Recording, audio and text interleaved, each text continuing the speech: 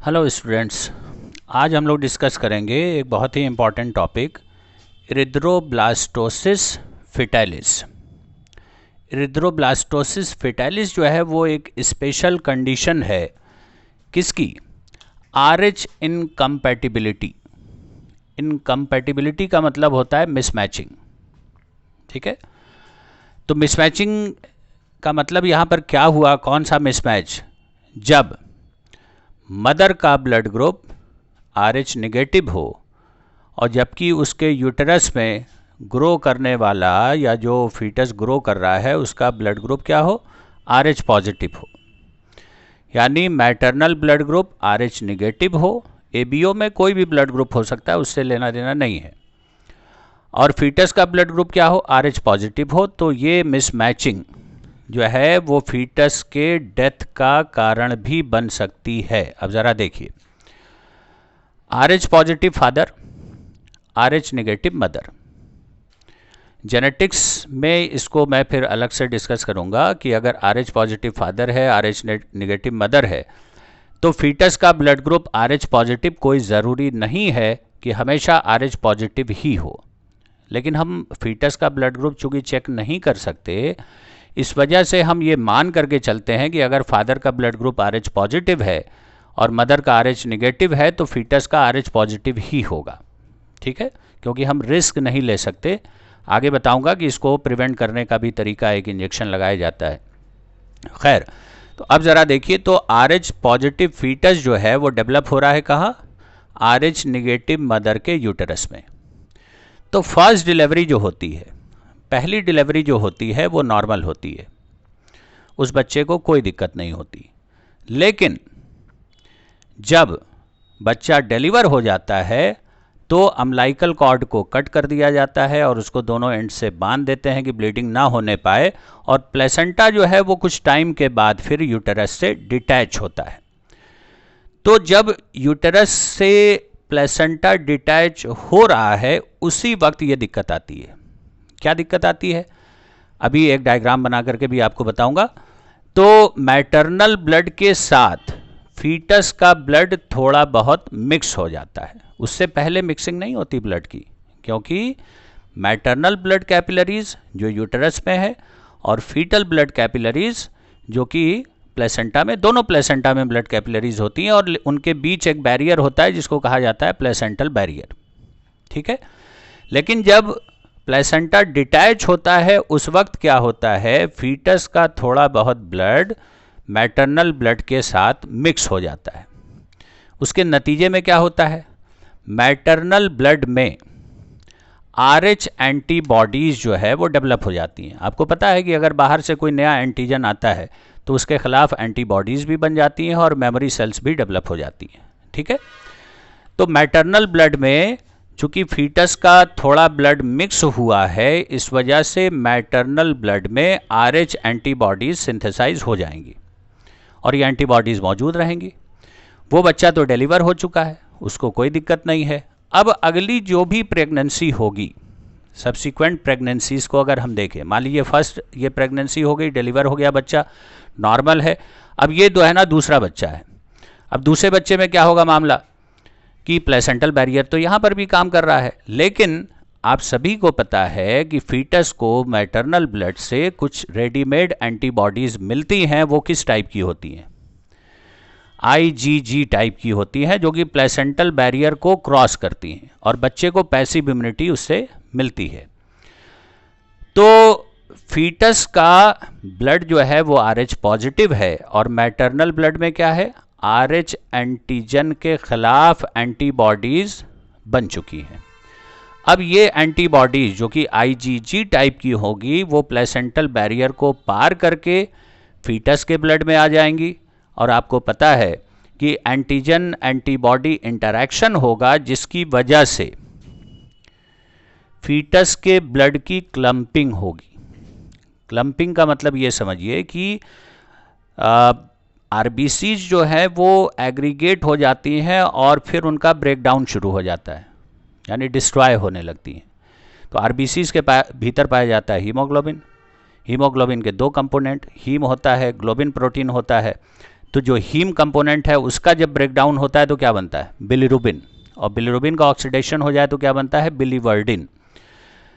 तो जब क्लंपिंग होगी, आरबीसीज का डिस्ट्रक्शन होगा, तो उसका नतीजा क्या होगा, सीवियर एनीमिया। आरबीसीज डिस्ट्रॉय होंगी तो हीमोग्लोबिन का परसेंटेज गिरेगा, फीटस का हीमोग्लोबिन जो है ना बहुत कम हो जाएगा, क्या बोलेंगे, एनीमिया, और बहुत कम हो जाएगा तो क्या बोलेंगे, सीवियर एनीमिया। और आरबीसीज का ब्रेकडाउन हुआ तो हीमोग्लोबिन का भी ब्रेकडाउन हुआ, हीमोग्लोबिन का ब्रेकडाउन हुआ तो क्या हुआ, बिलिरुबिन बना। बिलिरुबिन ज़्यादा बढ़ जाए तो क्या हो जाता है, जॉन्डिस हो जाता है। और ये अगर ज़्यादा बात बिगड़ गई, ज़्यादा सीवियर एनीमिया और जॉन्डिस हो गया, जिसके नतीजे में ये भी हो सकता है कि फीटस की डेथ हो जाए। अब ज़रा इसको हम लोग डायग्रामेटिक समझेंगे कि क्या हुआ मामला।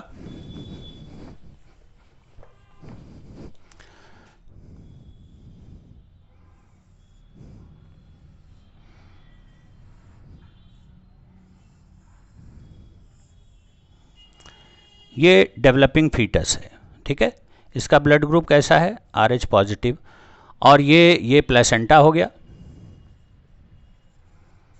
ये प्लेसेंटा हो गया। अब प्लेसेंटा के थ्रू ही गैसियस एक्सचेंज होता है, इसको ज़रा आप समझ लीजिए कैसे होता है। ये फीटस का ब्लड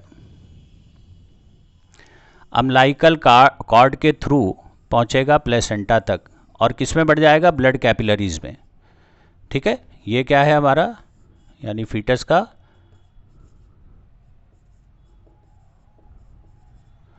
यह है अम्लाइकल कॉर्ड, ठीक है।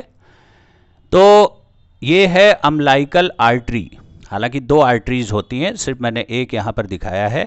यह अम्लाइकल आर्टरी से डीऑक्सीजनेटेड ब्लड कहाँ जा रहा है, प्लेसेंटा तक, और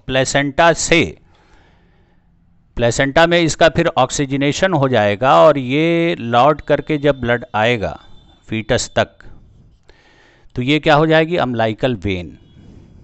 अब आप सोचेंगे कि आर्टरी में ब्लड जो है वो डीऑक्सीजनेटेड है और वेन में ऑक्सीजनेटेड, तो आर्टरी और वेन की पहचान इससे नहीं होती है कि उसमें ब्लड ऑक्सीजनेटेड है या डीऑक्सीजनेटेड है। जो भी ब्लड वेसल ब्लड को हार्ट से दूर ले जाए, ठीक है, यानी blood vessel which carries blood away from heart is called artery. तो ये हार्ट से, फीटस के हार्ट से दूर जा रहा है ब्लड, तो ये आर्टरी हो जाएगी। इसको चूंकि अम्लाइकल कॉर्ड में है तो क्या बोल देंगे, अम्लाइकल आर्टरी। और ये ब्लड वापस लौट करके आ रहा है, तो वेन की क्या डेफिनेशन है, blood vessel which carries blood towards heart. तो ये हार्ट की तरफ ब्लड लेकर के आ रहा है ये वाली ब्लड वेसल, इसलिए इसको क्या बोलेंगे, अम्लाइकल वेन बोलेंगे। बात क्लियर हो गई। चलिए अब जरा देखिए, तो ये जो है ना ये कैपिलरी है, तो एक कैपिलरी मैंने दिखाई है, ऐसे बहुत ज़्यादा कैपिलरीज जो है वो यहाँ पर मौजूद रहती हैं, और ये बीच में ये हो जाता है प्लेसेंटल बैरियर।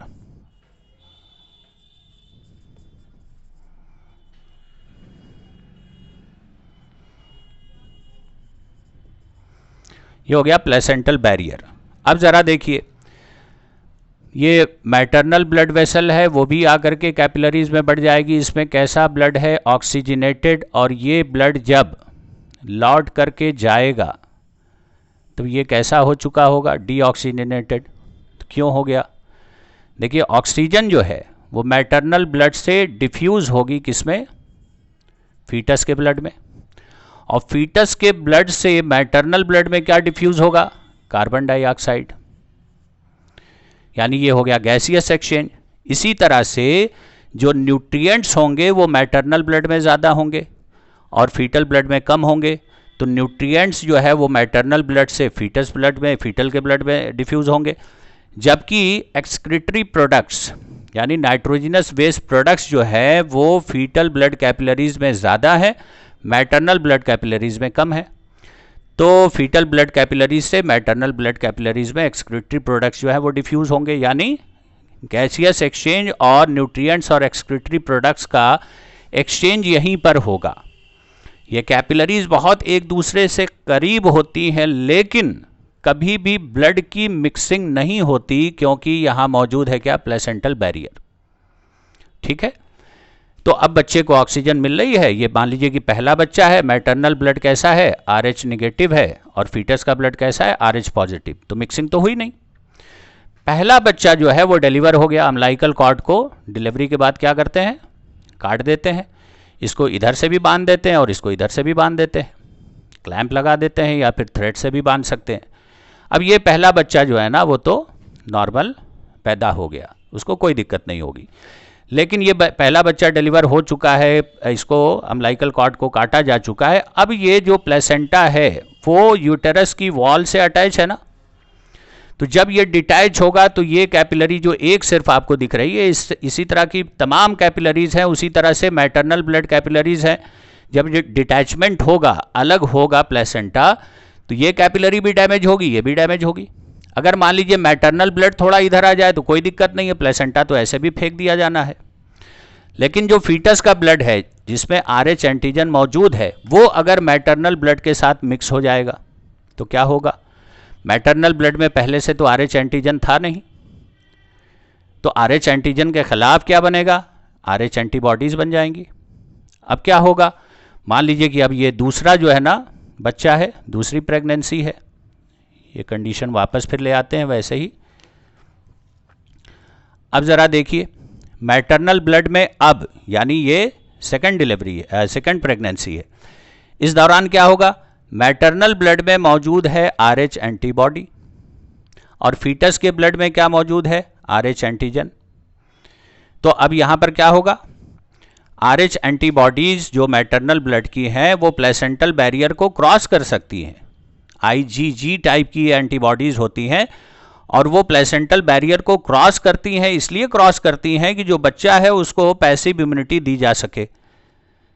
जब उस बच्चे को अपनी ज़िंदगी में तमाम एंटीजन से सामना होगा या फिर हम उनको वैक्सीन लगाएंगे तो उसकी अपनी इम्यूनिटी खुद की डेवलप होगी। लेकिन शुरुआत के दिनों में लड़ने के लिए तो कुछ चाहिए, तो पैसिव इम्यूनिटी देने के लिए ये एंटीबॉडीज आती हैं। लेकिन मामला हो जाता है उल्टा, RH एंटीबॉडीज आ गई कहाँ से, मैटरनल ब्लड से फीटल ब्लड में, और फीटल ब्लड में RH एंटीजन पहले से मौजूद था। क्या हो जाएगा, ब्लड की क्लम्पिंग हो जाएगी, और क्लम्पिंग हो जाएगी तो फिर RBCs ब्रेक डाउन होंगी, सीवियर एनीमिया होगा, जॉन्डिस होगा, जिसके नतीजे में ये हो सकता है कि स्टिल बर्थ यानी मरे हुए बच्चे का जन्म होगा। या अगर मान लीजिए बच्चे की जान बच भी गई तो वो बहुत ज़्यादा उसको सीवियर एनीमिया होगा, इसके अलावा जॉन्डिस भी होगा। अब ज़रा हम लोग ये समझेंगे कि अगर ये कंडीशन है और ये हमें पहले से पता चल जाए कि RH इनकम्पैटिबिलिटी का केस है, तो कैसे पता चलेगा, हस्बैंड वाइफ दोनों का ब्लड ग्रुप चेक कर लेंगे। अगर हस्बैंड का ब्लड ग्रुप RH पॉजिटिव हुआ और वाइफ का जो है वो RH निगेटिव हुआ तो मान के चलेंगे कि हाँ इनकम्पैटिबिलिटी है।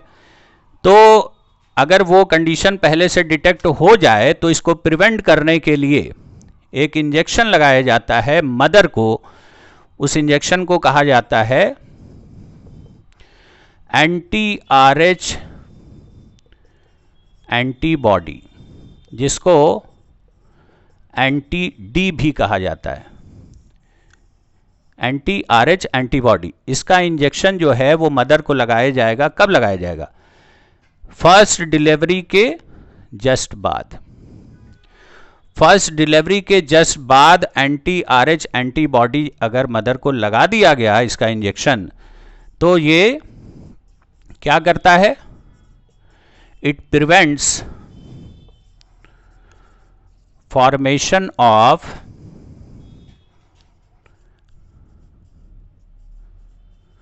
RH एंटीबॉडीज इन मैटरनल ब्लड। ठीक है, तो फर्स्ट डिलीवरी होगी, उसके बाद इंजेक्शन ये वाला लगाएंगे। मान लिया कि उसके बाद जो है सेकेंड प्रेगनेंसी, वो उसके बाद वो डिलीवरी होगी तो फिर लगाएंगे। यानी जितनी भी उसके बाद डिलीवरीज होंगी सभी के बाद ये इंजेक्शन बच्चे को ये मदर को लगाया जाएगा, जिसकी वजह से मैटरनल ब्लड में क्या नहीं बनेगा, RH एंटीबॉडीज नहीं बनने पाएंगी और एंटीजन एंटीबॉडी इंटरैक्शन नहीं होगा। इस तरह से इस केस को हम लोग कॉम्प्लिकेटेड केस को हम लोग सॉल्व कर सकते हैं। ठीक है, तो इस तरह से ये बात हो गई इरिथ्रोब्लास्टोसिस फिटाइलिस की। Thank you.